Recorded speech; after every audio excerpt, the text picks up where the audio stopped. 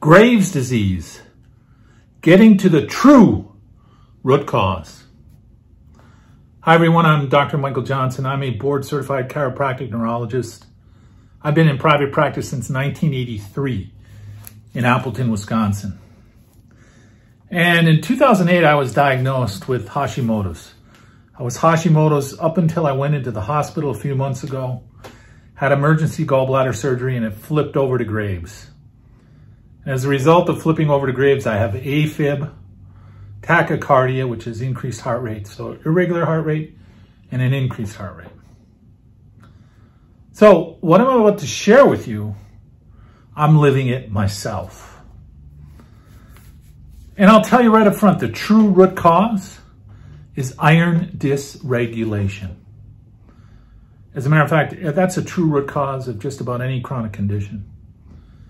Iron dysregulation. Normally, your stored iron, your ferritin levels, should be 20 to 50. Anything above 50 is iron overload syndrome.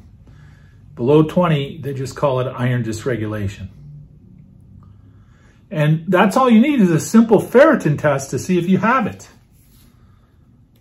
And the ferritin test costs you $29. You don't even need a medical doctor or any type of doctor to order it. You can just Google, order my own lab near me. And there are labs like Any Lab Test Now or Request a Test, or here, I'll read some more. Walk-in Lab, Quest Direct, LabCorp On Demand, Direct Labs, $29. Now there are some out there saying, oh, no, you need a complete iron panel. Well, that's if your ferritin level is off. So you don't need that complete iron panel right away. And the reason you don't, it costs $200 to $250. Why not just spend $29 or $39 or $49 to see if you have a ferritin issue, stored iron issue? Yeah, I mean, I've been in practice since 1983. People will spend $29 to see if they have a problem, and a very serious problem. Excess iron can cause cancer, among other things. I'll show you the symptoms that excess iron will cause. Inflammation. Inflammation, like I say, this is why I think it's at the true root cause of every chronic condition.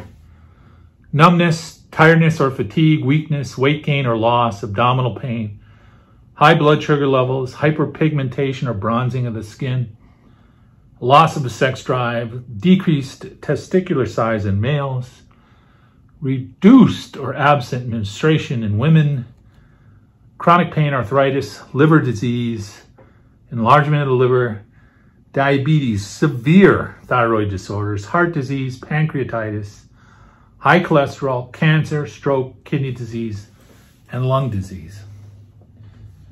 And honestly, folks, you don't have to believe a word I say. Just Google high iron and cancer.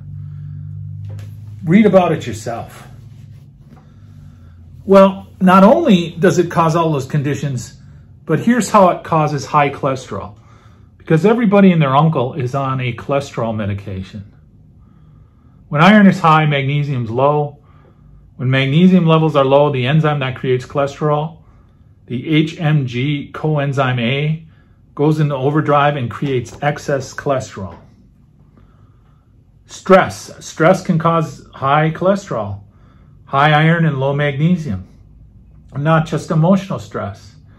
Chemicals, heavy metal, poor diet, lack of sleep, toxins, mold, EMFs. And aging. What is aging? Is rust. Aging is iron oxidation due to too much iron in your system. Inside the mitochondria, which stops the production of ATP. ATP is the energy-carrying molecule inside the cell. This is the cellular event that causes aging. Well, let me show you the first time I ran my iron panel. And if you look on here, you'll see my ferritin level right up in here is 20 to 50. Normally, mine was 365. So if you look at my serum iron, should be 100, it was 69. My total iron binding capacity was 255, which was low. My ferritin, 20 to 50 is the norm, was 365. I've now got it down to 298. Serum transferrin was 217. Copper, 120, a little high. All of these markers are skewed because of this ferritin. But here's the big one down here, why I have kidney stones. My vitamin A should be 3 times the number of my vitamin D, and it was the exact opposite. So I was in rough shape. And the reason I was in rough shape was going in for emergency gallbladder surgery, and I had pneumonia. They gave me too much Lasix, a diuretic, to get the fluid off my lungs. It caused acute kidney failure and congestive heart failure. So you run that ferritin, and we've had it as high as 1,1300 on some patients. So if you've got a chronic condition, there's a good chance it's iron overload. So if it is, you run that iron panel, then you run complete blood work. Why? You don't want to leave any stone unturned. You want a complete metabolic panel, looking at glucose levels, gut function, adrenal function. You want to see what your liver's doing. You want to look at your organs. You want to make sure everything is working properly.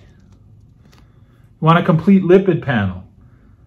Cholesterol, triglycerides, cholesterol HDL ratio, which shows you your risk of suffering a heart attack. HDLs and LDLs. You want a CBC with auto diff, looking at your red and white blood cells. You want a complete thyroid panel, just not a TSH and a free T4. And then you want to look at your inflammation with C-reactive protein and homocysteine. And when you get all of that, I'll show you mine. You get this book. It's literally a book. All this blood work. But you want to be thorough. You have to be thorough. And what we do is we take this, plug it into our database, and we give you this. Has lab ranges, which are very broad. And the red is the abnormal, so you can see how messed up I was. And then it has functional ranges, and the abnormals are in yellow. And I'm happy to say this is improving. My kidneys are back.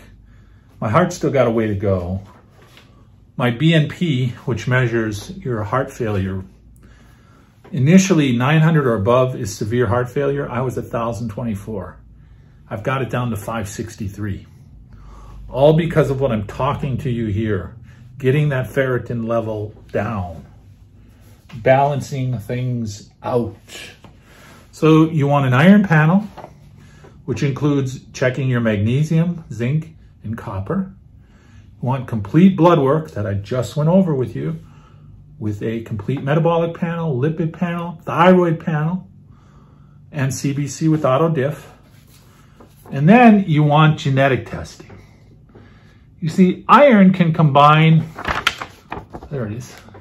Iron can combine with hydrogen peroxide to form a hydroxyl radical, which is extremely toxic. It's called a Fenton reaction. But there can be other issues, and you can say, oh, wait, you said iron was the key. You said iron was the true root cause. It truly is. But there are other contributing factors that you have to look at. Again, don't leave any stone unturned. The one thing you don't look at is the one thing that's going to come back to haunt the patient 3-4 months down the road. So you look at glutamate, histamine, mold, EMFs, homocysteine. And my homocysteine, I actually have all of these. My homocysteine was like 24 initially. Should be 6 to 7. Dopamine, sulfites, and something called an NADPH steel. You see, genetic SNPs, variations, mutations, whatever you want to call them, they can cause inflammation. They can affect detox pathways. And detox pathways are very important with Graves. It can check and affect brain chemicals, hormone levels, organ function, and vitamin and mineral levels. So you don't want to leave any stone unturned. Does that make sense to people? hope.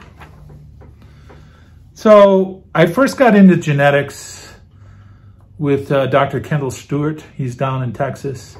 Then Dr. Ben Lynch, he's up in the northwest corner of the country. Dr. Mark Harris, another brilliant physician. And now Dr. Bob Miller. Dr. Bob Miller has functional genomics. So I've been studying, because I have a lot of these SNPs.